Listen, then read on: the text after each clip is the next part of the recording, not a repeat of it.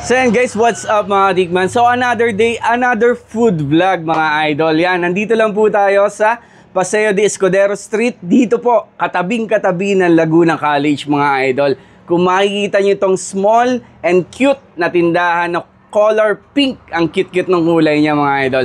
So ang tinda po nito ay tiramisu cake. Yan. So ito guys, meron silang physical store. Hindi kayo maliligaw kung nasaan man siya. So dito, matitikman nyo yung tiramisu cake ni Ate Jilka. Yan, si Ate Jilka. Hi ka naman ate. Yan. So kung nakita nyo yung sayaw nila ni SPC Dancing Rider, ang galing ni Ate sumayaw doon. So yun. So yan guys, titingnan natin yung kanilang isa sa premium flavor, yung kanilang pistachio dito sa Jilicious. Yan. So Jilicious po, located lang katabing-katabi ng Laguna College. Dito guys, meron silang maliit na portion na pwede kayong mag-dine in, no? So syempre, pwede rin take out, no? So tara, tikman natin yung tiramisu ni Ate Jilka. Eto na yun.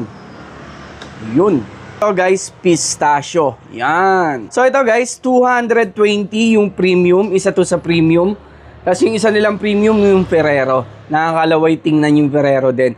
So yung iba naman, 170, 190. Yan.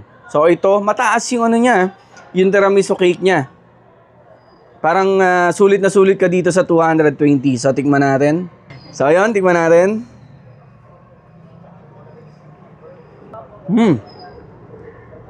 Lasang pistachio. Hindi siya ganun katamis guys ha. Ako hindi ako mahilig sa sobrang tamis. Saktong-sakto lang siya. So yun guys, sa mga naglalaway dyan at gustong tumikim ng tiramisu cake, meron pong physical store. Ito si Jilicious. Dito lang sa katabing-katabi ng Laguna College, no? So tikman nyo na din.